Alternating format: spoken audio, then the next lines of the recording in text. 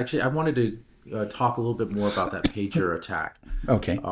and just how, first of all, just how damaging was it to Hezbollah? We talked a little bit about that, but more importantly, how damaging was it to Israel? How has the fallout been? Because initially, when it first happened, a lot of people, including myself, wasn't really quite sure how to take it. I'm like, was this a valid attack? Was this, very targeted, and is this a justified response? And is it going to really kind of subdue Hezbollah in any way? And I was kind of between both of them. I was like, obviously it's barbaric and horrific, but it was ingenious, and it was, as far as Israel concerned, it's quite targeted because Israel usually just carpet bombs. So Compared I to was a like, lot of the things they do, yeah. right. So Yeah, let's not I forget was that. I mean, it was just yesterday they killed 600 people in their bombing raids, which in Lebanon. right. So that's a huge number of people. And it was, don't tell me it was targeted. Of course, there are claims that somehow they're blowing up houses with cruise missiles hidden inside or whatever, but it's just, Right. it's Yeah, I a mean, lot of out of civilians these, died. dude, I mean, I think they had that's a just few about to say, dozen children were killed yesterday, just right, in I heard Lebanon. some like 30 Yeah, something right. children at least. Yeah, it's horrific. And you wonder how many people were truly Hezbollah combatants, operatives. Yeah, I'm not sure exactly. I remember the initial reports that were that most of the those killed were Hezbollah commanders. There weren't too many killed by the pagers. There were actually more killed in the second wave of attacks. Apparently, that was a larger bomb, fewer devices, but a larger bomb. So you had a higher kill to injured ratio. But the initial reports were that they were mainly Hezbollah commanders of some sort, not very high level. But then obviously there were two children too that were killed, and the thousands injured. I don't know exactly what the proportions were, but many of them were civilians. I know that Alistair Crook says that actually these pagers were not used by Hezbollah, by the military wing, but it's really for the civilian wing. That's what I was And going to bring yeah, up. and I just don't know. That somewhat contradicts what I saw initially, but who knows? There's a lot of information that comes out, from different sources, and you just sometimes you really don't know. I guess they call it the fog of war.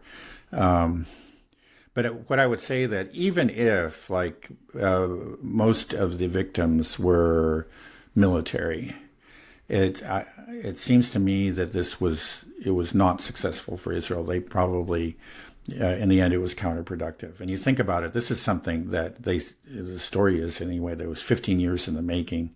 Clearly, they spent millions of dollars doing this, and they finally pulled the trigger. What did they really achieve? I mean, at the most, they killed a few, or we'll say, a couple dozen Hezbollah commanders, not high level, and they horrified much of the world. I think this, again, like we were saying earlier, even if it wasn't as barbaric as some of the things Israel did, it was just, it really horrified people. The images were just burned into people's minds, and they see these devices, the kind of devices they carry around, and I think it makes the war very real to people who are not there, and they could think, my God, that could have been me, or so I think in the end, it didn't really do any kind of strategic, long-term damage to Hezbollah, and it galvanized like Lebanese society, as we're saying, against Israel.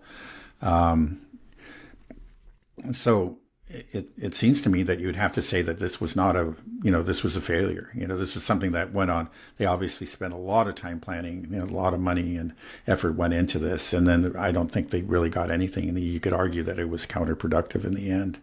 And they can't do it again. It's the sort of thing, it's just like you can do it once and from now on, everybody's going to be paranoid about pagers and other communication devices. And I highly doubt that they would be able to pull this off again. Has there been any condemnation, international condemnation from states for this type of attack? Because Yeah, there certainly has been. I mean, even the UN Secretary General, he did not name Israel, but he said like he sent like whoever's responsible needs to be held accountable, and he made it clear that this was a war crime. So yeah, there has been condemnation. I think not from the U.S. You just get these meaningless statements about, well, Israel needs to defend itself. But there were leaks. I know that actually, like from the CIA, that said that they knew that there was something afoot, that Israel had this plan, and maybe not to do it on this particular date, but that the CIA decided at an early stage they did not want to be involved in this, and they would never do anything like that. That's what they said. So. Right. Which I hope is true, but it's no other state would do something like this. Could do something like this, right? And the irony is that they say they're combating terrorists with terrorism. Yeah, but it's terrorism, right? Of a certain sort. There's no question about it. Yeah, and it's true just how you're saying how it affected. I think it affected the psyche of not just the people in Lebanon, but throughout the world, of just the terrifying prospect of how state-sponsored terrorism could affect each and every one of us if there was an actor that so wanted to do it. That the supply chain can be hijacked, and everybody has these devices in the room, and it could be anything. Yeah. Everything's got some type of battery now. There are reports of mothers hiding their baby monitors, taking them out of the rooms just because of that paranoia. It is a terrifying prospect. So will this have larger repercussions on just the global supply chain? Well, it might. There was a story that came out, I think, almost immediately after the attacks, that there was a huge surge in orders to Chinese device makers. And there was always a condition, we're placing an order for so many thousands or whatever, on condition that all components are made in China. So they're just like, China is the one country that could actually produce, a device like this, I guess, aside from Taiwan, entirely in country. And people trust China, that China will not be, infiltrated by Mossad or the CIA. Right. It makes you wonder if they did something like this, could they have done it elsewhere, in other supply chains, right. And other devices. There might be something the out there that's waiting to explode, right? It's scary. Not impossible.